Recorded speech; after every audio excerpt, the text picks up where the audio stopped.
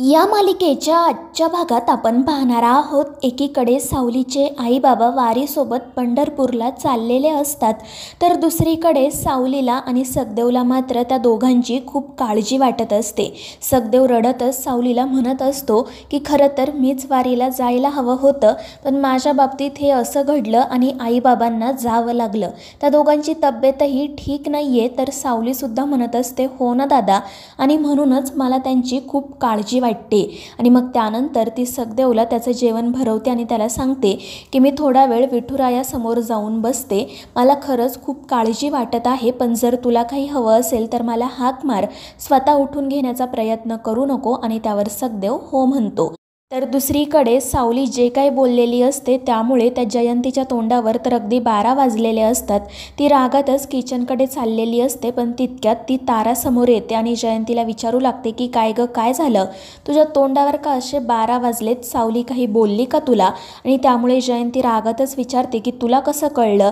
तर ती तारा हसतच म्हणत असते की तुझ्याकडे बघूनच कळतंय, काय झाले नेमकं सांग तरी मला। आणि त्यावेळी मग ती जयंती म्हणू लागते की माझा तो नवरा तिकडे लुळा पांगळा पडला आहे आणि त्या सावलीला असं वाटतं की मी 24 तास त्याची सेवा करत बसावी, आता मला माझं काही आयुष्य आहे की नाही। आणि तिचं हे सगळं बोलणं ऐकून तारा म्हणत असते की मला तुझी अवस्था कळू शकते, त्यामुळे माझ्याकडे एक प्लॅन आहे, त्या सावलीला आपण चांगलाच धडा शिकवूयात। आणि हे ऐकून जयंतीसुद्धा खुश होते आणि ताराला तिचा प्लॅन विचारायला सुरुवात करते। तर तारा देखील हसतच तिचा प्लॅन जयंतीला सांगते, त्यामुळे जयंती खुश होते। तर दुसरीकडे सावलीचे आई बाबा वारीसोबत एका गावामध्ये येऊन पोहोचलेले असतात आणि मग त्यानंतर तिथे थोडा वेळ थांबून ते पुढच्या प्रवासासाठी निघतात। तर इकडे सारंग ऑफिसला जाण्यासाठी निघालेलाच असतो, पण तिलोत्तमा त्याला थांबवत म्हणते की बाहेर खूप पाऊस पडत आहे, मला असं वाटतं की तू आजची मीटिंग कॅन्सल करावी। पण सारंग म्हणतो की आई जर मीटिंग कॅन्सल केली तर प्रोजेक्ट डिले होईल, त्यामुळे तू काही काळजी करू नको, मी पटकन जाऊन मीटिंग करून येतो। आणि त्यामुळे तिलोत्तमा नाईलाजानेच होकार देते। त्यानंतर ती तारा आणि जयंती साबणाचं पाणी घेऊन हॉलमध्ये येतात आणि त्यानंतर तारा जयंतीला सांगते की आता थोड्याच वेळामध्ये सारंग ऑफिसला जाण्यासाठी निघेल आणि तो गेल्यानंतर ती सावलीसुद्धा त्याच्या पाठोपाठ जाईल, तेव्हाच आपण इथे हे पाणी टाकायचं, म्हणजे ती पाय घसरून पडेल।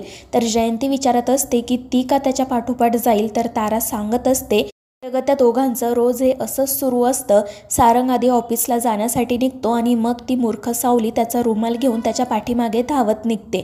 आणि हे ऐकून जयंती म्हणते की ती सावली तर खरंच सखी सावित्री आहे म्हणायची, मला तर माझ्या नवऱ्याला रोज खाऊ पिऊ घालायचा सुद्धा इतका कंटाळा येतो, ही कशी काय हिच्या नवऱ्याला रोज रुमाल आणून देते काय माहिती। आणि मग त्यानंतर त्या दोघींना सारंगच्या येण्याची चाहूल लागते, त्यामुळे त्या बाजूला जाऊन लपून बसतात। तर सारंग ऑफिसला जाण्यासाठी घरातून बाहेर पडतो आणि मग या दोघीजणी तिथे साबणाचं पाणी टाकतात आणि सोफ्याच्या पाठीमागे जाऊन लपून बसतात, जेणेकरून सावलीला पडताना त्यांना बघता यावं।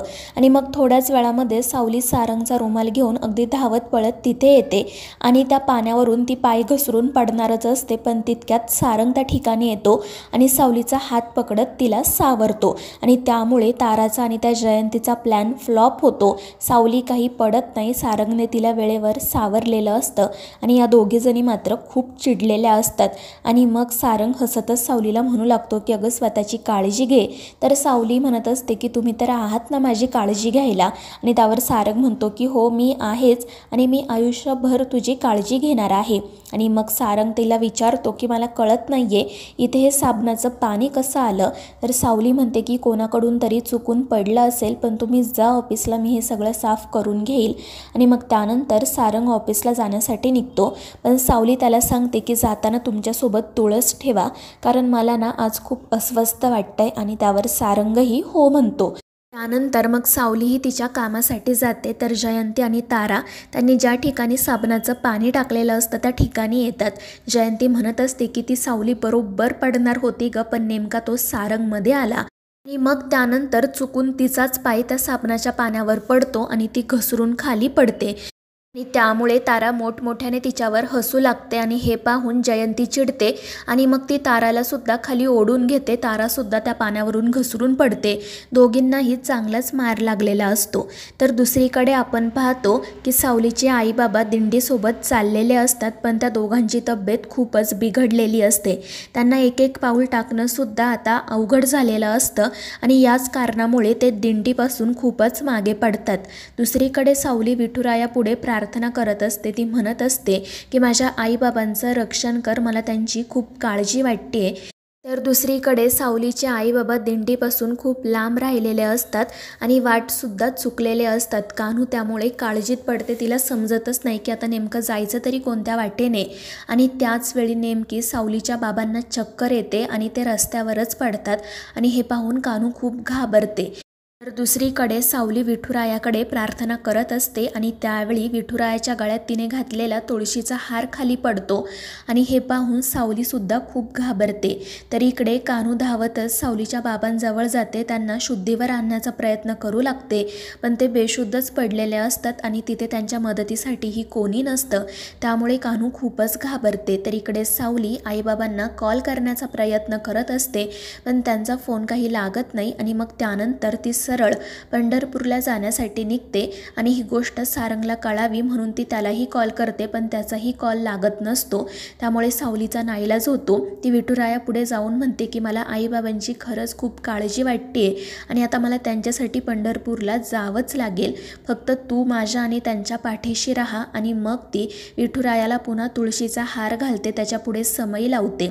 तर इकडे सावलीचे बाबा शुद्धीवर आलेले असतात. कान्हू त्यांना कसंबसं उठवत एके ठिकाणी घेऊन जाते आणि थोडा वेळ ते दोघेजण तिथेच आराम करत बसतात. इकडे सावली विठुरायाकडे प्रार्थना करते आणि मग थेट पंढरपूरला जाण्यासाठी निघते. मात्र ती इतक्या घाई गडबडीत असते की ती तिचा मोबाईल घरीच ठेवते. दुसरीकडे सावलीच्या बाबांना बरं वाटतच नसतं. त्यांची तब्येत बिघडतच चाललेली असते आणि हे पाहून कान्हू खूप घाबरते. ती रडतच म्हणत असते की आपण वाटसुद्धा चुकलेलो आहोत, इथे आपल्या मदतीसाठीही कोणी नाही आहे, काय करायचं.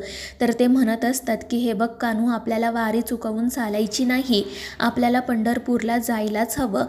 पण बोलता बोलता त्यांना अचानक धाप लागते. त्यांच्या तोंडून शब्दही निघत नसतो आणि हे पाहून कान्हू खूपच घाबरते आणि या सगळ्या टेन्शनमुळे तिलाही चक्कर येते आणि ते दोघेजण तिथेच रस्त्यावर चक्कर येऊन पडतात. तर दुसरीकडे आपण पाहतो की अलकाने जगन्नाथसाठी काढा बनवलेला असतो, पण तो काही कडू काढा प्यायला तयार नसतो. पण अलका त्याला समजावते आणि तो काढा प्यायलाच लावते. त्यानंतर त्याला एक कॉल येतो आणि तो आनंदाने सांगतो की त्या अभिषेकासाठी माझी लेक सावली आणि तिचा नवरा सारंग बसतील. त्यामुळे अलका विचारते की काय हो, कुठे अभिषेक आहे. तर जगन्नाथ सांगतो की अगं, प्रति पंढरपुरामध्ये एक अभिषेक आहे आणि त्यांना त्या अभिषेकासाठी नवीन जोडपं हवं होतं, म्हणून मग मी त्यांना सारंग आणि सावलीचं नाव सुचवलं. आणि हे ऐकून अलकाला देखील खूप आनंद होतो आणि मग जगन्नाथ लगेच ही गोष्ट सावलीला सांगण्यासाठी तिला कॉल करतो, पण ती तिचा मोबाईल किचनमध्येच विसरून गेलेली असते. दुसरीकडे सावली ड्रायव्हरसोबत पंढरपूरला जाण्यासाठी निघणारच असते, पण तितक्यात जयंती आणि तारा त्या ठिकाणी येतात आणि तिला म्हणू लागतात की तू गाडी घेऊन कुठेही जायचं नाही आहे, कारण आमच्या दोघींना शॉपिंगला जायचं आहे. आणि हे ऐकून सावली त्यांना समजावण्याचा प्रयत्न करते की मला आईबाबांची खूप काळजी वाटते, मी त्यांच्याकडे जाणं महत्त्वाचं आहे. पण तारा आणि जयंती काही ऐकण्याच्या मनस्थितीमध्येच नसतात. त्या दोघीजणी काही सावलीला गाडीला हात लावू देत नाही. तर मित्रांनो, या मालिकेच्या पुढील भागांच्या अपडेट्ससाठी आपल्या चॅनेलला सबस्क्राईब करा.